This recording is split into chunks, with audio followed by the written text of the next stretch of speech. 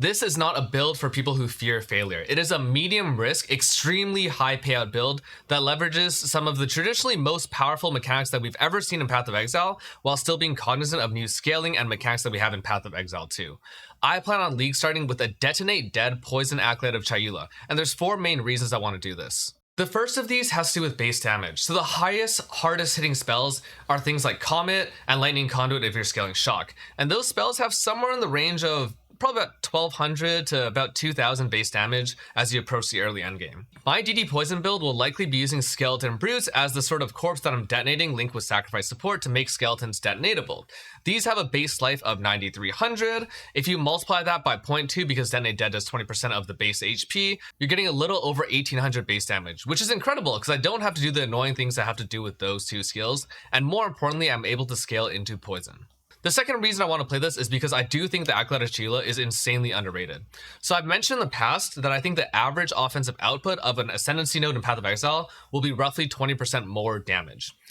Acolyte of Chayula has these Flames of Chayula. If you take Waking Dream and Lucid Dreaming, and you're at the maximum number of purple flame stacks, you get 140% extra damage. That is an absurd amount. And sure, that comes with a downside. Firstly, you need to pick up flames. And you know what? I'm confident in my ability as a player to walk around my screen, especially because we can walk while using our abilities. The second thing is that purple flames, that buff, is on a 10-second duration, and as you pick up more flames, all the flame durations refresh. This is going to be extremely powerful. I don't know why people are so reluctant to play this, especially when they're going to play Blood Mage anyway. I believe Ravenous Doubts and Consuming Questions are also underrated somehow. Our ability to access defenses is relatively low, but our ability to build a ton of energy shield is extremely high. However, we're not able to easily recover that. Consuming Questions answers that problem. The other thing is that a lot of builds are thinking about a mind over matter defensive shell. The problem with this is that if you take mind over matter as part of your defenses, it really reduces your recovery. It actually halves the recovery you get. But instant mana leech is going to completely bypass that problem. Pretty much every single time I'm going to be picking up one of these flames, I should be recovering for somewhere in the range of about 25 to 30% of my maximum mana every single blue flame, and that will also apply to my energy shield.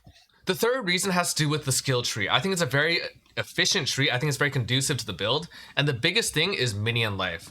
On whole, I think there's about 200% increased minion life on the tree. Now, I won't be going for all of that. I just want to get the nodes that are closest to me, and I've highlighted them with the search over here. You can see things like Necrotized Flesh, which gives you 40% increased minion life, which is a 40% more multiplier on the base damage by itself for one node.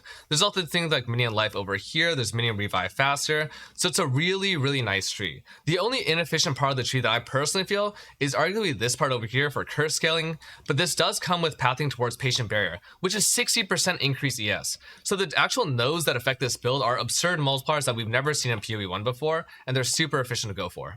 The final reason I want to play this build has to do with clear. I do think in general that builds might struggle with clear if you haven't thought things out, but Poison has a leg up on pretty much every other archetype. The first reason this is the case is because of Herald of Plague. It gives you Poison Prolif, which is on the Pathfinder Ascendancy as well, but this comes at the cost of 30 Spirit, which is insane, right? Poison Prolif is actually so strong, and Prolif as a mechanic is so strong that Ignite Proliferation has already been nerfed and replaced with Wildfire support, which only lets you spread that Ignite if enemies have been within the radius, I guess a really tiny radius, of the other ignited enemy for 2 seconds. There's no conditional for this. Just kill the enemy and then the poison will spread. The second main reason has to do with Bursting Plague. Now, I don't know how big this is, but Bursting Plague is basically Explode for your poison build. And we do know that this has pretty damn good damage when you do apply that explosion. And the big thing to note about having good clear speed is that you'll be able to over-level zones for the most part, which is really important. If you're still interested in this build, I'll talk about 3 main things that I think constitute the meat of it: the skill tree I plan to use, the skill gem setup that I plan to use, and also the leveling setup that I'm kind of envisioning, though I haven't fully fleshed out. So the tree itself is mostly focusing on 2 main things: minions, minion life specifically, and then poison nodes. I'm going for bottom side pathing, and there's some stuff around here that I will take. Things like increased mana leech are going to be really effective because this scales the amount of mana that you're leeching as you're picking up those flames from the Ascendancy. I end up having to path down to low tolerance. It's not really an important node to me, but it does give you 2 poison chants, which are mandatory, probably, assuming you don't have other source of poison chants on gear or things like that. There's a good amount of attribute travel that I think should be fairly easy to use. I don't know why this is on here. and there's probably a few mistakes in general. But meat recycling is really good because this not only makes it so that sometimes you don't consume the corpses for your DD, but it also gives you increased damage if you've consumed a corpse recently. And this, I would say, is important because the one weak side about this tree is that it generally lacks increased damage. And that has to do with how PoE does calcs for ailments. There's going to be pathing towards the left side. I have minion life over here, minion revive faster, so that's going to be really nice, so I can keep on detonating my skeleton brutes. Over here I think this will probably end up being the witch nodes by default, but I'm not entirely sure. If not, I would just skip this, not a big deal. Restless Dead and Crystalline Flesh. Restless Dead is really important. It's mandatory. I really like this. Crystalline Flesh, this just leads into more minion life, and I do want to grab this. However, I don't know if Crystalline Flesh is going to apply to the scaling that you get from cast on minion death. So that gem has wording on it that basically says when one of your minions die, you'll get some energy, and then the energy will build to trigger a spell. In the case of that specific gem, though, it says that the more defensive or something a minion is, the more energy that'll bring. So I might end up scaling a lot of defenses for my brutes, hoping that I can like get 100 energy when I detonate them. But that's unlikely. Over here, some max CS, and then pathing over to Mind over Matter.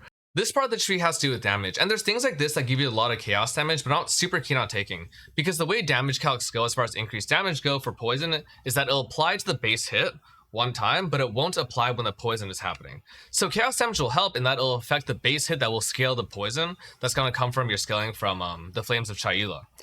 But it won't actually scale like all the poison damage from damage over time that's applying afterwards. So basically it's like 50% effectiveness. Fizz damage is also somewhere around 50% effectiveness, but things like this would be at 100% effectiveness. See what I'm saying? There's some really important nodes over here. I don't know what's going on. I keep clicking weird things on the tree. There's wither nodes up here, and this actually increased the amount of chaos damage that enemies take. So this is a post-calc multiplier that will apply just globally to all your poison damage. Over here, I'm taking Eternal Youth because I'm going to be clicking Chaos Inoculation in the late game, maybe. Depends on how Chaos Rest feels. This gives me extra ES recovery at basically no additional cost. I can't really recharge anyway because Monk is already saying that you can't recharge your ES, so it's fantastic. Down here are two really important poison nodes. Building Toxins gives you +1 poison. I'll probably be looking to anoint over here. There's Stacking Toxins. Also get 1 more poison out there. But I think Escalating Toxins is really cool. It depends on how things pan out. My Firestorm itself might have enough poison chance. I do have that as a utility trigger. If I find that my triggers aren't enough to keep Escalating Toxins uptime, I'm planning on using a bow swap, and we'll talk about that a little bit later. But this, in general, should be really good for your damage uptime. Pathing up top, I mentioned that I get some increased CS here, Whispers of Doom, and I probably do want to grab this Curse Wheel here. I just think it's really solid. Curse Duration is going to be really great because it's annoying to recast them all the time. I'm not sure if I'm even going to be using a Hand of Chayula. Just depends if I'm going to be playing a bow offhand or a quarterstaff offhand. My main hand will definitely be Scepters, though. As far as the skill gems go for this thing, it is gonna be using this setup, roughly speaking. There's a few things that were missing from this website when I made this, but it's gonna be DD with Poison Chance, Bursting Plague, Corrosion, and Corpse Conservation. Corpse Conservation gives you a chance to cast DD again without consuming corpses, just like what we have on the tree. So sometimes you'll be able to just spam DD. Super, super cool. Corrosion doesn't apply to your poison damage, but the thing is we're not using things like Deadly Ailments, which reduce our hit damage, and the hit damage that we're actually going to have, the physical portion, should be quite significant. I don't really know if many other things are going to be really efficient here. I would consider taking Bleach Hands, for instance, but yeah, that's sort of where I am at as far as these supports go. I think I'll probably play Bleed as the 6th. Cast on Minion Death is a utility setup that I've theorized for this. I'm not sure it's going to be great. I'm not sure how much energy we're going to get. But the idea is that I want to use a really fast hitting or frequent hitting spell, something like Firestorm, maybe Lightning Storm, whatever it may be. That thing will have some degree of chaos damage because I have Flames of Chayula, which give you extra chaos on any type of damage. You'll be able to apply Withering Touch for more Wither stacks, and that'll give you a lot of increased chaos damage taken from the enemy. This is increased limit in this case. It just depends if this is actually good or not. You know, really depends on the energy generation and then more duration over here. I'm running a curse setup over here. So I might play 2 separate curses. I might play Hand of Chayula. If I do get to play Hand of Chayula, this will be probably Despair and Enfeeble using cursed supports. Whatever I feel like is going to fit best, I'm not sure. Originally, this was Raised Spectre, now is Skeleton Brute. It gets linked with Meat Shield, which actually gives 50% more life now, which is absurd for some reason. Last Gasp is maybe good. This might become the Minion Res support instead. It depends, again, how the energy calculations work, but Last Cap might be good, especially if boss are doing a ton of damage, but I doubt they're going to kill a gigantic HP Skeletal Brute. And then Minion Mastery gives you a +1. I think it's just solid to have. Herald of Plague is one of my supports. Pretty cool. Just have. I don't know if it's going to scale with anything because there's no AoE tag on this, so this might just be relatively lonely. Barrier Invocation is not actually anything. This is a stand-in for... Oh, this is going to be a stand-in for Attrition, which I get at roughly half or maybe a little bit less value because I'm partially hit, partially poison-based. The Walking Flames, or whatever that's called, the Chayula node itself, Waking Dream, that's what's called, is actually a skill that you can support, and this thing should be free. I'm going to link it with any sort of other auras that I want to run, so things like Vitality, Clarity, those sorts of things are going to fit on there. And then I've mentioned that I'm teching for a weapon swap.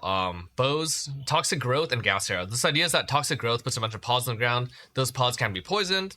If I shoot a gas arrow over them, it's going to poison all the pods. Because there's so many pods and I'm using AoE poison with guaranteed chance already, it will instantly give you that 100% increased poison duration of escalating toxins. Don't know if that will work. Don't know if I'll even need that because of my possible trigger setup from Castlevania Death, but that's sort of what I have thought out so far. Again, all this, take it all with a grain of salt, might not work. Over here now, I have what I'm going to level as. And what I do want to level as is actually a fire-based caster. Having seen a lot of the skill gems, thought about how things are going to play, I think Ember Fusillade and maybe mixing that with Fireball is going to be a really nice way to play the game. Because Firewall has really great scaling and a really good, strong Ignite-based damage. I'd probably also look to throw in Firestorm as well, or just some other big hitting skill with like a cooldown or a limit, that sort of thing. Anything that's cooldown or limit based, I'm very keen on having, especially during the campaign for bossing. The nodes I'm taking early on are a mix of fire damage, projectile nodes, and these are really crazy, right? Because you get +2 proj off these things. There's generic elemental damage over here, some cast speed. I accidentally click stun threshold. Again, it's really, really easy to accidentally click nodes I'm moving around. And the start is a little bit weak. You can get things like flow of water, the skill speed, flow state, and this will feel good. But I think the first half of Act 1 is going to be really rough in terms of how much damage you do in particular. Up top here, I think you get a little bit of mana regen early on, especially before you get your lab node. Recovery is going to be much harder to do. And then over here, I've taken Cremation, which is just fire pan, exposure, that sort of thing. There's a bunch of other utility setups you could go for. I think like having a source of fire exposure is going to be good. Maybe you're running different weapons and whatnot. But I think especially because leveling is it scales really heavily with your gear, basically. If you pick up a really strong weapon early on, things could drastically change. But so far, that's my early leveling idea. But once I get into this late endgame setup, I think that we're going to be hitting really, really high damage numbers right away. And if it sucks, I'll just reroll Invoker. Don't really care. But good luck to everyone on League Start. This is my idea. I wouldn't recommend playing it unless you really know what you're doing and can solve problems that have emerged because I've set up a really flawed build. But I'm stoked, man. Probably going to be OP.